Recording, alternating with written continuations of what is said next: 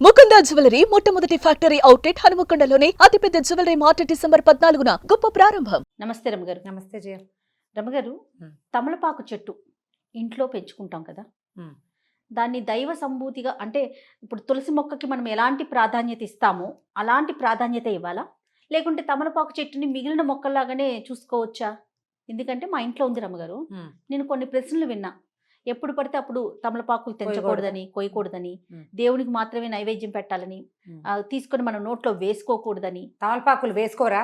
నాకు అర్థం కాలేదు రమ్మగారు. ఒకవేళ పెంచేటప్పుడు అలానే చెయ్యాలా? కాదు జయ, ఎలా అంటే ఇవన్నీ పిచ్చలు ప్రబలిపోవటం అంటారు దీన్ని, సరిగ్గా చెప్పాలంటే అంతే. తమలపాకు ఇప్పుడు మనకి దేశమంతా అన్ని ఊళ్ళలోనూ నర్సరీలు వచ్చేసినాయి. ప్రతి చోట ప్రతి మొక్క దొరికే అవకాశం వచ్చింది. ఇళ్ల దొడ్లల్లో, వరండాల్లో, వాకిళ్లల్లో పెంచుకునే మొక్కలు వేరేగా ఉండేవి. తమలపాకు తీగలు ఇది గోదావరి జిల్లాల వైపు ఇళ్లల్లోనే కనపడతాయి. తమలపాకు తీగ అది తీగగా ఉంటుంది కదా, దానికి ఒక పెద్ద చెట్టు ఆసరా ఉంటే చల్లగా ఉండాలి దానికి. అసలు అందరిని మా చిన్నప్పుడైతే మా ఊళ్ళో ఒక్క తమలపాకు చెట్టు లేదు జయ. మా చుట్టుపక్కల ఎక్కడ తమలపాకు మొక్కలు మేము చూడాల, అవి వేరే చోట నుంచి వచ్చేవి. దానికి కొంచెం ప్రత్యేకమైన వాతావరణం కావాలి. అట్లా పొడుగాడు అవిసె మొక్కల పక్కన వీటిని పెట్టేవాళ్ళు, కొబ్బరి చెట్ల దగ్గర పెడితే ఇది పోయి దాన్ని ఆనుకుని తీగలు సాగుతుంది. తమలపాకు దేవుడి చెట్టు అని ఎవరు చెప్పారు? అసలు ఎక్కడి నుంచి పుట్టింది అది? మనం దేవుడి వృక్షాలు, దైవతా సంబంధమైన వృక్షాలు, నక్షత్ర వృక్షాలు ప్రత్యేకంగా ఉన్నాయి మనకి. మనం దేవతా సంబంధమైన వృక్షంగా తులసిని పెట్టుకుంటాం. అవును. ఆ తులసి ప్రత్యేకత ఏంటంటే ఆవిడ విష్ణు మానసంలోంచి పుట్టింది, బృందాదేవి వల్ల పుట్టింది. ఈ పురాణ గాథలన్నీ పక్కకు పెడితే తులసి రాత్రిపూట కూడా కార్బన్ డైఆక్సైడ్ని విడుదల చెయ్యదు. అవును. అందుకని ఇంటి ఆవరణలో ఉంచుకోండి అని చెప్పారు. దాన్ని ఎలా చేశారంటే తులసిని ఆవిడ అమ్మ తల్లి కింద, దాన్ని వాడిపోతే కొంపలో ఏదో అయిపోతుంది, కొంప మునిగిపోతుంది సంగతులండి. ఏమిటేమిటో పొట్టు. మనం ఏంటంటే విషయాల్ని కాంప్లికేటెడ్ చేసేసుకుంటాము. ఏదైనా చిన్న విషయం తెలిస్తే అట్లా అట్లా అట్లా చిలవలు. ఎలా అంటే చూడు జయ, 25 ఏళ్ల క్రితం కట్టిన గుడి, కొత్త గుడి, 1500 సంవత్సరాల క్రితం కట్టిన గుడి, పురాతనమైన గుడి. ఈ రోజుకి ఒక 100-150 ఏళ్ళు పోతే మొన్న మాకు కట్టిన గుడి, అంటే మన ఇంటి పక్కన జస్ట్ స్థలం బాగుందని ఏర్పాటు చేసినటువంటి గుడి పురాతన దేవాలయం అయిపోతుంది. అంతే కదా, దానికి ఒక స్థల మహాత్యం వచ్చేస్తుంది. అంతే కదా. అవునండి. ఇవి కూడా అంతే. మనకేంటంటే సోషల్ మీడియా వల్ల అక్కర్లేని విషయాలన్నీ ప్రచారం అవుతాయి. ఎంత అవసరమో సోషల్ మీడియా మనకి, నిజంగా అంత అనవసరం. మనం ప్రతి విషయాన్ని చిలవలు పలవలుగా విని విని విని విని ఎవరో ఒకళ్ళు ఏదో ఒకటి చెప్తుంటారు, ఎవరికి తోచింది వాళ్ళు చెప్తారు. మీరు సాధారణంగా ఆలోచించండి, కొన్నేళ్ల క్రితం మనం ఏం చేసేవాళ్ళం?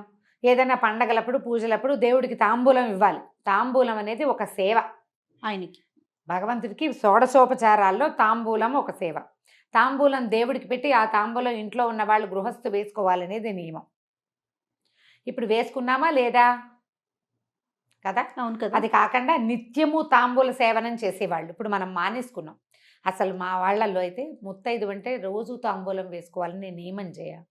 మధ్యాహ్న భోజనం అయ్యాక ఖచ్చితంగా ఆడవాళ్ళు తాంబూలం వేసుకోవాలి. ఎందుకో చెప్తాను. దానికి సున్నం రాసి వేసుకుంటే కాల్షియం గెయిన్ అవుతుంది. సున్నం ఒట్టిగా తినగలమా? తినలేకపోతాం. తాంబూలంతో తీసుకోగలుగుతాం. ఆడవాళ్ళకి కాల్షియం అవసరం. ఇదివరకు పురుళ్ళు ఎక్కువ కాదు. అవును. ఇళ్లలో పనులు ఎక్కువ, ఎముకలు అరిగిపోతాయి. మగవాళ్ళకి తాంబూల చర్వణం ఉండేది, ఆడవాళ్ళకి ఉండేది. ఇప్పుడు మనం చూసినట్టు పాన్లు ఎక్కడ పడితే అక్కడ దరిద్రంగా ఉమ్మేస్తారు, చెత్తలు తిని. అవి కాదు, దానికి ఒక ప్రత్యేకమైన పద్ధతి ఉండేది. రసం మింగేసి తమ్మ ఉమ్మేయాలి. ఆకు మింగకూడదు, మింగరు, ఊట మింగుతారు, అది ఉమ్మేయాలి. దానికి ఇళ్లలో, వాకిళ్లలో ఒక పక్కన ఇలా ఎక్కడ పడితే అక్కడ రోడ్ల మీద తిరిగేవాళ్ళు కాదు కదా, నియమాలు ఉండేవి. డెలివరీ అయ్యాక 11వ రోజు నుంచి ఈ బాలింతరాలు ప్రతిరోజు తాంబూలం వేసుకోవాలి. దాంట్లో ప్రవాళ భస్మమో ముక్తా భస్మం వేసేవారు. అవునవును, నీకు కూడా తెలుసు కదండి. మరి ఇప్పుడు దేవుడి ఆకైతే తినకూడదు కదా. మనం మైలలో ఉన్నారు, తినకూడదు. 11వ రోజు నుంచి స్టార్ట్ చేస్తారు. ఈ పిచ్చి మాటలు ఎక్కడి నుంచి పుట్టిస్తారో అర్థం కాదు. ఇళ్లల్లో పెంచుకోకూడదు, గిల్లకూడదు అనేదైతే లేనే లేదు. కాకపోతే అందరి ఇళ్లలో ఈ మొక్కలు రావు. దానికి వాతావరణం బాగుండాలి, అనుకూలంగా ఉండాలి. అది పాకటానికి అనువైన ప్రదేశం కావాలి, కొంత చల్లగా ఉండాలి. పిచ్చి ఎండలు కాస్తుంటే బాగా రావు. ఒక్కో ఇంట్లో ఎలాగో రయ్యమని వచ్చేస్తుంది, మనీ ప్లాంట్ లాగానే. అవును. తాంబూలము నీకు ఆకులుంటే ఎవరైనా ముత్తైదు వస్తే మనం తాంబూలం ఇవ్వటం మన విధానం. అవును. మరి గిల్లకూడదంటే ఎట్లా? ఇప్పుడు మన ఇంటికి వచ్చి వెళ్ళేటప్పుడు ఖచ్చితంగా బొట్టు పెట్టి జాకెట్ ముక్క పెట్టి తాంబూలం పెడతాం. ఇస్తాం. ఇంట్లో పెరట్లో ఉంది కదా అని గబుక్కుని తీసుకొని పెట్టాలంటే ఒక ప్రశ్న అన్నమాట. అమ్మ తీయకూడదా? ఇప్పుడు ఆంజనేయ స్వామికి ఆకుపూజ చేస్తామా? చేస్తాము. మరి ఆకుపూజ చేసిన ఆకులు ఇంత మోద తీసుకొచ్చి మన చేతిలో పెడతారు. ఏం చేయమని? పారేమనే కాదు కదా. నిర్మాల్యంగా దాచుకోమనే కాదు. తలా ఒక 4 ఆకులు ఇస్తే కాస్త సున్నం రాసుకుని వేసుకుంటారు. భగవంతునికి అర్చన చేసిన ఆకులు తీసుకోవటం వల్ల కూడా మనకి కొంత ప్రయోజనం లభిస్తుంది.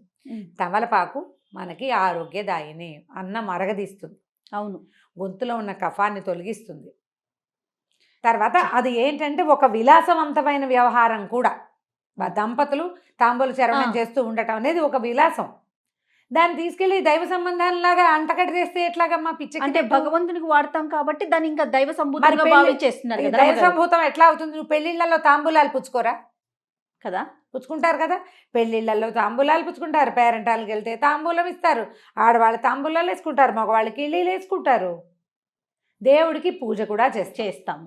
ఒక ఆంజనేయ స్వామికి తప్పిస్తే ఎవ్వరికీ తమలపాకులతో అర్చన చెయ్యం. అవును, ఆయనకి ప్రీతి చల్లగా ఉంటుంది తమలపాకుల తోటలో. ఆ చల్లదనానికి ఆయన అక్కడ ఉంటాడని చెప్తారు, ఆయనకి ఇష్టమని. దీని దైవాంశ సంభూతంగా భావించి అది ఉంటే సిరి వస్తుంది, అది ఉంటే గ్రహపీడ ఉండదు, ఇలాంటివి మాత్రం నేను వినలేదు, నాకు నమ్మకం లేదు. గ్రహపీడలు అవన్నీ కూడా ఆకుల వల్ల వేటి వల్ల రావు. మన తాలూకు గ్రహాలు మనం పుట్టిన సమయంలో గ్రహాల ఎట్లా ఉన్నాయో దాన్ని బట్టి మనం పెరుగుతున్న కొందికి గ్రహాల ఆనుకూల్యతో ప్రతికూలతో పెరుగుతుంది. అవునవును. మనం వాటి నుంచి తప్పించుకోవాలంటే నీ బుద్ధి మారాలి, నీ విధానం మారాలి. మీ ఇంట్లో ఓ చెట్టు ఉంటే మారదు. ఆ చెట్టును నువ్వు సంరక్షిస్తే చెట్టుని సంరక్షించిన ఫలితం లభిస్తుంది నీకు. అంతే. గ్రహాలు మారాలంటే గ్రహానికి సంబంధించింది ఏదైనా చెయ్యాలి. మీరు అన్నట్లు బుద్ధి కదా మార్చుకోవాలి. భగవత్ సేవ చేయి, భాగవత సేవ చేయి, భక్తులను సేవించు, గురువుని సేవించు, దేవాలయాలకు వెళ్ళు, పరిసరాలు శుభ్రంగా ఉంచు, ఇతరులతోటి సౌమనస్యంగా ఉండు. పూర్వజన్మ కర్మల వల్ల వచ్చిన ఇబ్బందుల్ని అధిగమించేందుకు ఈ జన్మలో సరైన విధానం పాటించు. మొక్కలు పెడితే రాదు, అది నీ లోపల ఉండాలి. కానీ ఎంత దాకా ఆలోచిస్తున్నారంటే రమ్మగారు, ఈ మొక్కల్ని కూడా ఎటువైపు పెట్టుకోవాలి, ఏ బాల్కనీలో పెట్టాలి, ఏ వైపు బరువు ఉండాలి, అది నియమం చేయాలి. ఇప్పుడు మనం ఇండిపెండెంట్ ఇళ్లలో పాతకాల పెళ్లిలో తూర్పు వైపున ఈ మొక్కలు ఉండకూడదు అంటే కాదు. అవి పొద్దుటి వాటి నుంచి వచ్చే గాలి ఏ సమయంలో వస్తే మంచిదో, అది ఏ పక్క నుంచి వస్తే మంచిదో ఆ వాస్తు లెక్కలు వాటిని మనం కాదనిలేం చేయ. చాలా పొరపాటు, అవి నిజం. ఇప్పుడు నువ్వు అపార్ట్మెంట్లో ఉన్నావు, అపార్ట్మెంట్లో రావి చెట్టు పెట్టుకో, రావి చెట్టు వాకిట్లో ఉండాలి. లేదా మన దత్తాత్రేయ స్వామి వారు ఉంటారు, ఔదుంబర వృక్షం. ఆ ఔదుంబరం మహాద్భుత వృక్షం. అంటే అది ఎక్కడైనా ఒక చోట దాని అంతటా అది మొలిస్తే అక్కడ దత్తాత్రేయ సాన్నిధ్యం ఉంటుందని నమస్కారం చేసుకోవాలి. ఆ చెట్టును నువ్వు ఇంట్లో పెంచుకుంటానంటే ఎట్లా కుదురుతుంది? అపార్ట్మెంట్లో అది పెంచలేం కాబట్టి దాన్ని బోన్సాయి చేస్తానంటే, మహావృక్షంగా ఎదగవలసిన చెట్టుని నువ్వు మరుగుజ్జు చెట్టుగా చేసినందుకు ఎంత పాపం వస్తుందయా. ఒక చెట్టు ఎంత గాలినిస్తుంది, ఎన్ని పక్షులకి ఆవాసంగా ఉంటుంది, ఎంత ప్రకృతిని శుద్ధి చేస్తుంది. దానికి అవకాశం లేకుండా నువ్వు ఇంత బోన్సాయిని చేసి ఇంట్లో పెట్టుకుంటావు. ఆ బోన్సాయి చెట్టు కింద కూర్చుంటాడా దత్తాత్రేయ స్వామి వారు? కూర్చుంటానికి అవుతుందా? ఏమిటి చెప్పు, పిచ్చిలు కాదు. అదేనండి, ఒకరి నుంచి ఒకరికి అంటే స్వధర్మే నిధనం శ్రేయ అన్నాడు కృష్ణుడు. మన ధర్మంలో ఉండండి. మన పూర్వీకులు ఈ భగవత్ విషయాల్లో ఏం చేశారో అది చేయండి. ఎవరెవరెవరెవరో ఏమేమో చేస్తారని అవన్నీ మన నెత్తి మీద ఎందుకు పూసుకుని కాంప్లికేటెడ్ చేసుకుంటాము మనం? అవును. తమలపాకు చెట్టు మీ ఇంట్లో పెంచుకోవాలని సరదాగా ఉంటే లక్షణంగా పెంచుకోండి.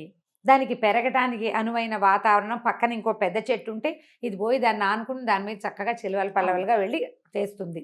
2 ఆకులు తుంపుకోండి, దేవుడికి పొద్దుటిపూట తాంబూలం పెట్టుకోండి. ఆ ఆకులు నిర్మాల్యంతో సహా పారేయకుండా నోట్లో పడేసుకోండి భోజనం తర్వాత. ఎన్నో ఆయుర్వేద ఫలితాలు కూడా చాలా ఆరోగ్య ఫలితాలు ఉంటాయి. జలుబుగా ఉంటే 2 ఆకుల్ని నీళ్ళల్లో వేసి మరిగిచ్చి ఆ నీళ్లు తాగండి. తమలపాకు టీ ఎక్సలెంట్గా ఉంటుంది. చంటి పిల్లలకి కఫం ఉంటే 2 ఆకులు కొంచెం నూనె రాసి పొయ్యి మీద చూపిస్తే మెత్తగా అయిపోతాయి. పిండేసి ఇంత రసం, ఇంతే నేను వేలు చూపిస్తున్నాను, మళ్ళీ పొరపాట్లు చేయకుండా. ఒక పావు చెంచా రసం, ఒక చిటికెడు పంచదార కలిపిస్తే ఫ్లమ్ అంతా బయటకు వచ్చేస్తుంది.